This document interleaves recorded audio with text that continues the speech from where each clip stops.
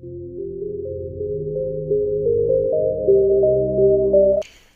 na Rohan bu gyan lakpa ngairami.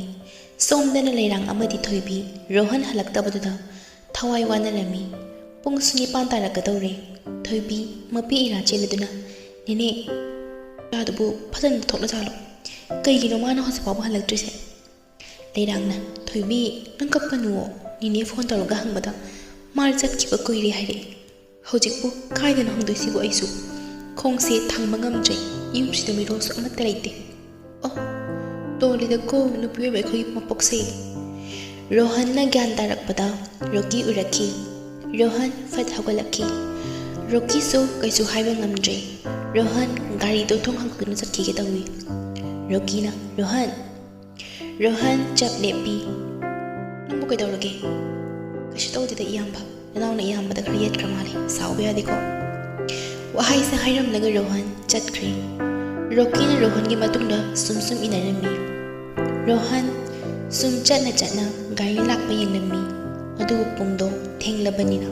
gari amata lakpa uramde Rocky ki gari thousand lai Rocky na lao pungsi thengle ai thingbiram lage yamba yarani gari yak sakhnida aduga ai dum sakrage Rocky na fatkom thaduna Rohan gi makhota pairami nang ai bune yambani khandraba nangi na mamba rasto ai naw pani Rohan Rocky da muning lami adu gari da tumina khatkre Rocky nokfet tauna gari ka khalai Rohan di college halakpagi wabaga punga thingjelakpaga chakana lamami mabukto ngaihak litna khonami Rocky bhap taraduna nokfet tawrami aduga gari do hotel amagi mamangda khamlami Rohan na yamba kaigino sida gari khamidi Rocky na ai ngasidi ektaki chakmul pau chadri la kaino khara charuse Rohan di paisa yarak tabda ikaiduna chaning di hairami yamba yarani da ichaga shulamde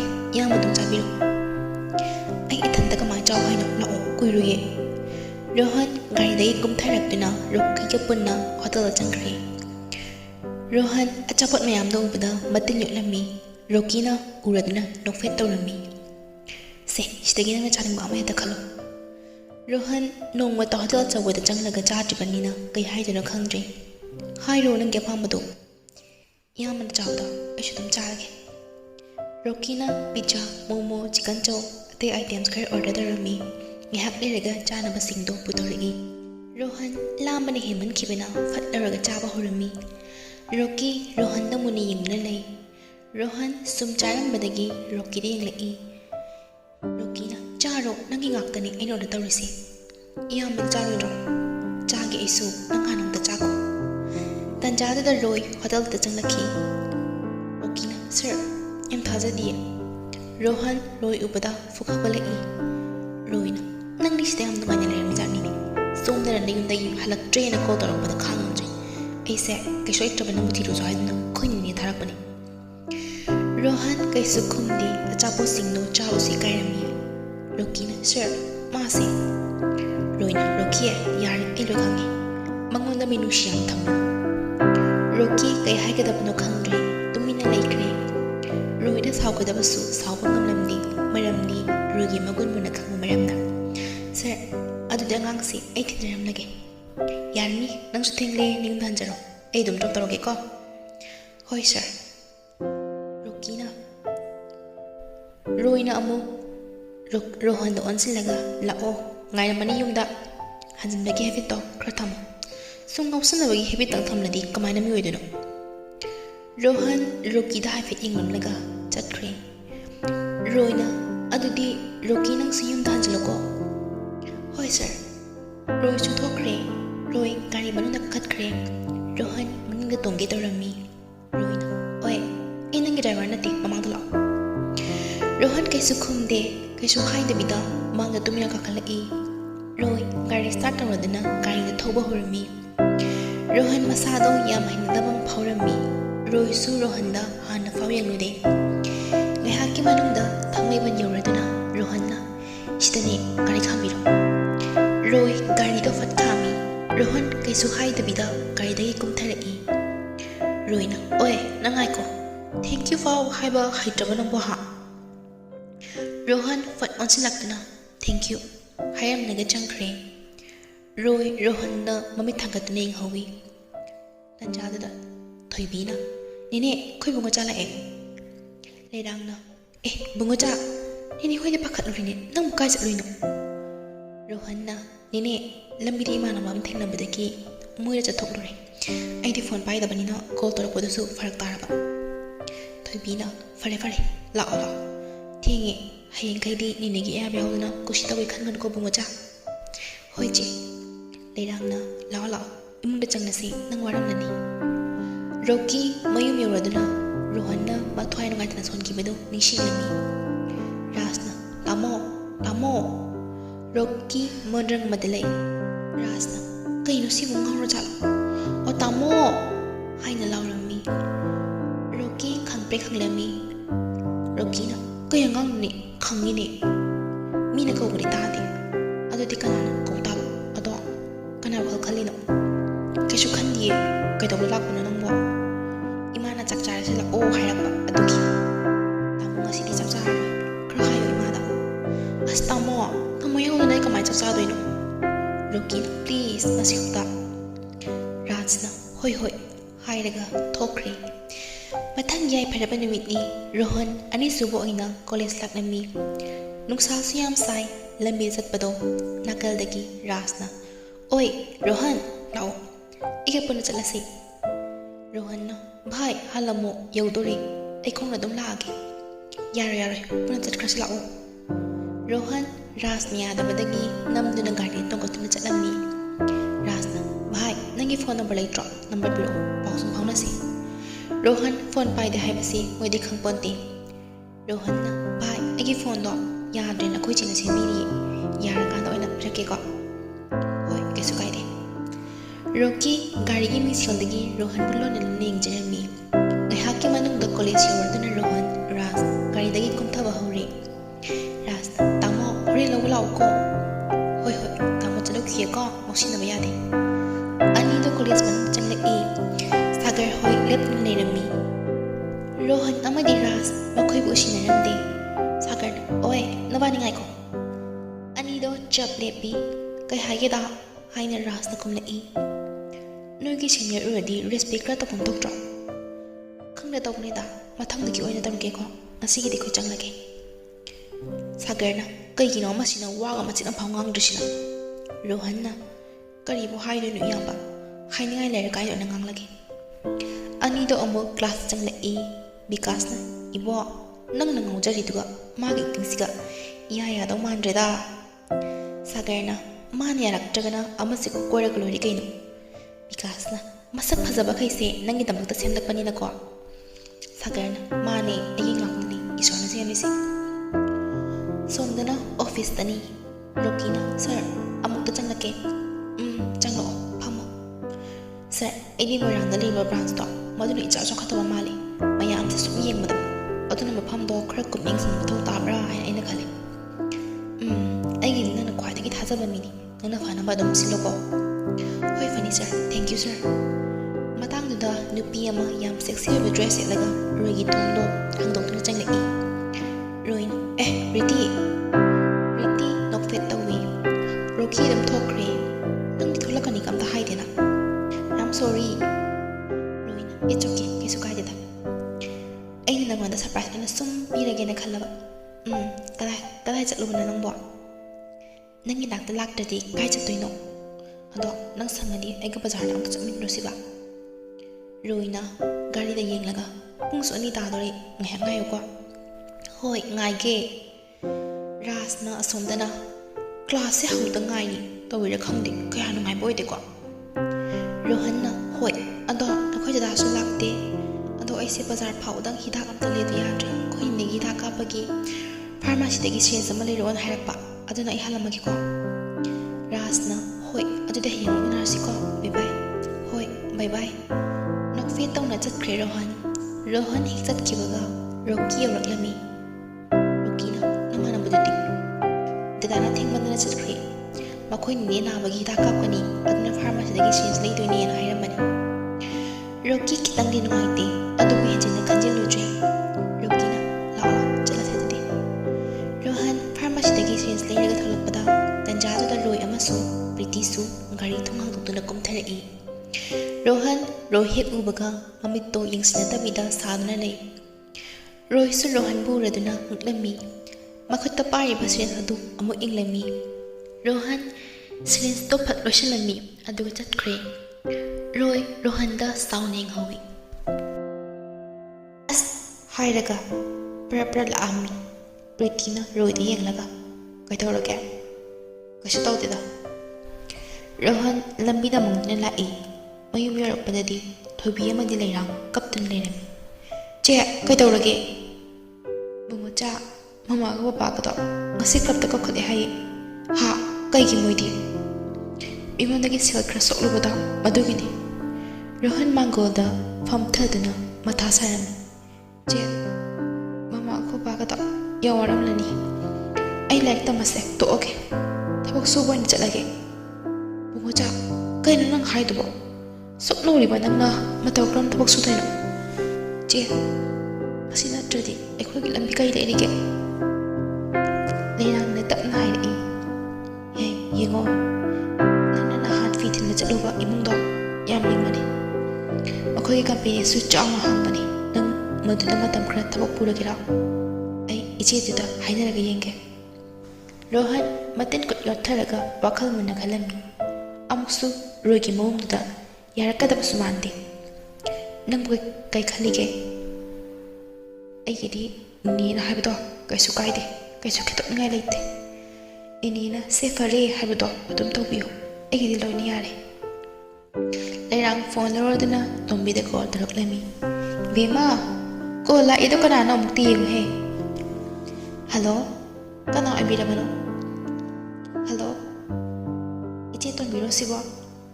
ꯉꯥꯏꯍꯥꯛ ꯄꯥꯏꯕꯤꯌꯨꯀꯣ꯫ ꯅꯦꯅꯦꯒꯤ ꯐꯣꯟꯅꯤ꯫ ꯀꯗꯥꯏ? Hello ꯀꯅꯥꯅꯣ? ꯏꯆꯦ ꯑꯩꯅꯦ ꯐꯤꯌꯣꯟꯕꯤ ꯂꯩꯔꯥꯡꯅꯦ꯫ ꯍꯩꯃꯥ ꯏꯕꯦꯝꯃ ꯀꯩꯗꯧꯔꯦ? ꯏꯆꯦ ꯑꯩꯁꯦ ꯌꯥꯝ ꯇꯧ ꯉꯝꯕ ꯇꯥꯔꯗ꯭ꯔꯥ?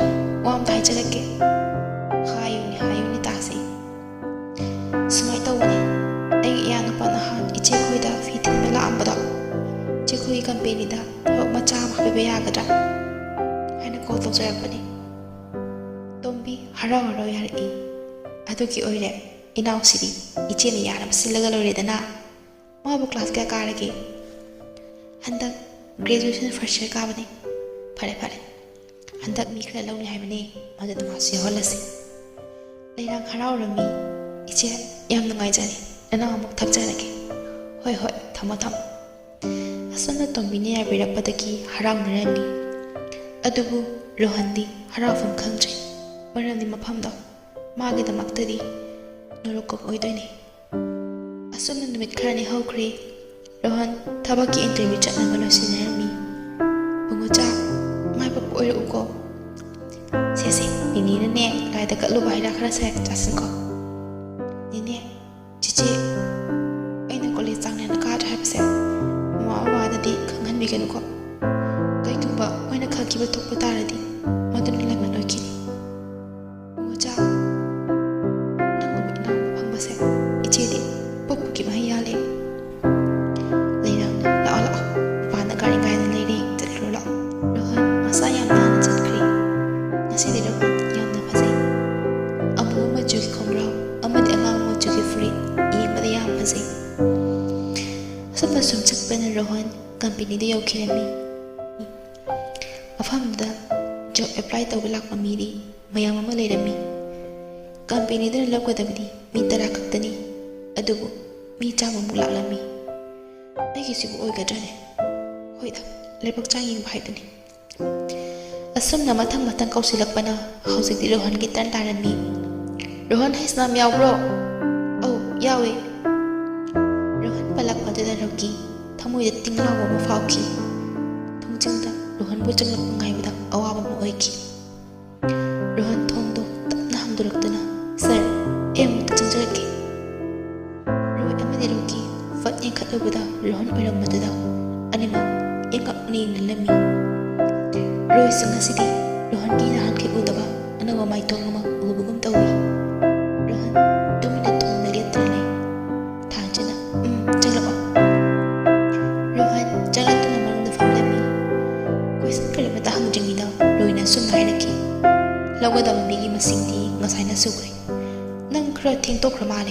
Rosan. Rohan Roin harap mong dada ikaya paurami. Mama hekat panafau ingmang amnamdi. Asing madi loga dabami sujibani Ruigido haigi yang haibani. Taja amadi roki Ruidang negli. Ruina mama katari. Kay gumbana na tabak sibu tang ising na paladi tawa amalay. Karo wana tokani nang wakal mo na kalo. Rohan ngahak wakal mo na kalo matungda decision laurami. Sir, ay madugi na magta rate lay jane. Ya mo na kalo da taray batabak nati. Sir, ay mo na kalo matungda fir asinong sarapani. Tabak to tawa matamda country ng inagani maduda nang sign tawa taba. Hoy sir. Roki amani thas ni nungai ramdi Rohan bu yenglaga. Rohina se. Masi am to pal ni yengo adu ya ni di sign toramo. Rohan chiro to parami. Madali itaba ase isa ni ana lomja kibani. Ta ahum ase itabak sina khudong tibala labasu e isa na rabasu office sang na kazagani kai gumba ina ta ahum sudana tabak sa tokrabadi ay isa na irangi matugina office da lupa lakh mga pizagani. Rohan chiro ado parabadagi wakal waba horaki. Adubu magi family gi damak khalaga chedo sign tawkri. Roistu nakpo phorami. Rohan na kiwalaitana paper da sign tawudana. Congratulations nang haydagi thabo join taw yarani. Thank you sir. Wahai sa hiram laga Rohan tholaki. Rohan mapa yawraduna Layo kram ma baba nising na kapchagi. Ima, baba. Ngasi noy na ay ginata liyam labadi. Asuk yung nawarang wako. Ay na naku ani mo nungahin mapanggi tapaso. Ay bu, bisa apikling idagi. Yung pirak pa. Pa ma, anise. Naku ani gimo chinduna nungahin at hamang amoy jagi ko. Tandado da roki tolaki. Rohan, mapidok tatay toki. Kay gino. Asuk anga oriba nang na tabak yawe kaliba. Nahita po ning lupa matam sita aduga ama ng asuk lupa tabak tuda. Ano sign tali mo kay gino?